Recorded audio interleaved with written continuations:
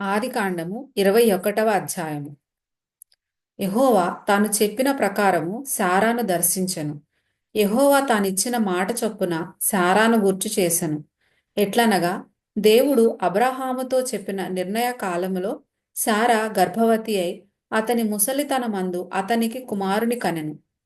అప్పుడు అబ్రాహాము తనకు పుట్టినవాడును తనకు శారా కనినవాడునునైన తన కుమారునికి ఇస్సాకు అను పేరు పెట్టెను. మరియు దేవుడు అబ్రాహాముకు ఆజ్ఞాపించిన ప్రకారము అతడు 8 దినముల వాడైన ఇస్సాకు అను తన కుమారునికి సున్నతి చేసెను. అబ్రాహాము కుమారుడైన ఇస్సాకు అతనికి పుట్టినప్పుడు అతడు 100 ఏండ్లవాడు. అప్పుడు శారా, దేవుడు నాకు నవ్వు కలగజేసెను, వినువారెల్లా నా విషయమై నవ్వుదురనెను.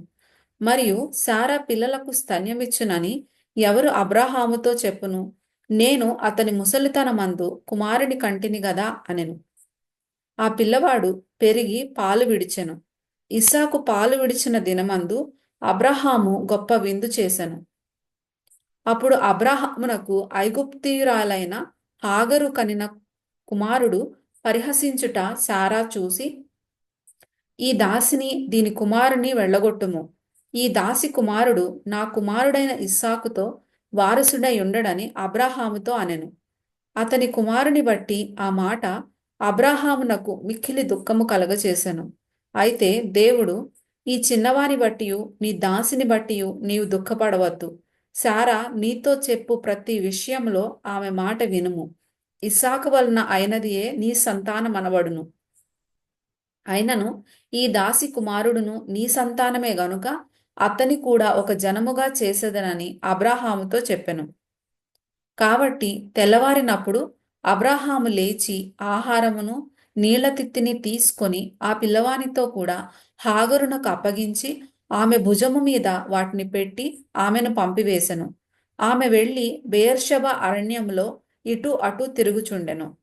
ఆ తిత్తిలోని నీళ్లు అయిపోయిన తరువాత ఆమె ఒక పొద క్రింద ఆ చిన్నవాని పడవేసి, ఈ పిల్లవాని చావు నేను చూడలేనని అనుకొని వింటివేత దూరము వెళ్లి అతనికెదురుగా కూర్చుండెను. ఆమె ఎదురుగా కూర్చుండి ఎలుగెత్తి ఏడ్చెను. దేవుడు ఆ చిన్నవాని మొరను వినెను.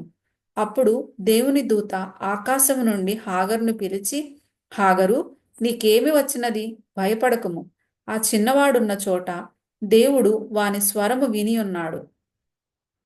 నీవు లేచి ఆ చిన్నవాని లేవనెత్తి నీ చేత పట్టుకొనుము. వానిని గొప్ప జనముగా చేసేదనని ఆమెతో అనెను. మరియు దేవుడు ఆమె కన్నులు తెరచినందున ఆమె నీళ్ల ఊట చూచి వెళ్ళి ఆ తిత్తిని నీళ్లతో నింపి చిన్నవానికి త్రాగనిచ్చెను. దేవుడు ఆ చిన్నవానికి తోడయుండెను. అతడు పెరిగి పెద్దవాడై ఆ అరణ్యంలో కాపురముండి విలుకాడాయెను. అతడు పారాను అరణ్యంలో నున్నప్పుడు అతని తల్లి ఐగుప్తు దేశము నుండి ఒక స్త్రీని తెచ్చి అతనికి పెండ్లి చేసెను.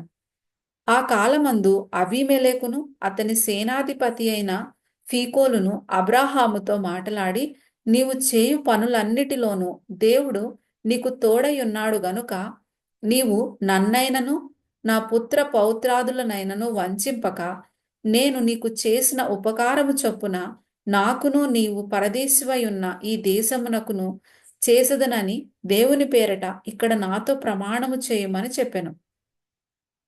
అందుకు అబ్రాహాము ప్రమాణము చేసెదననెను. అబీమెలెకు దాసులు బలాత్కారముగా తీసుకొనిన నీళ్ల బావి విషయమై అబ్రాహాము అబీమెలెకును ఆక్షేపింపగా, అబీమెలెకు, ఈ పని ఎవరు చేసిరో నేనెరుగను, నీవును నాతో చెప్పలేదు, నేను నేడే గాని ఈ సంగతి వినలేదని చెప్పగా, అబ్రాహాము గొర్రెలను గొడ్లను తెప్పించి అబీమెలెకుకిచ్చెను.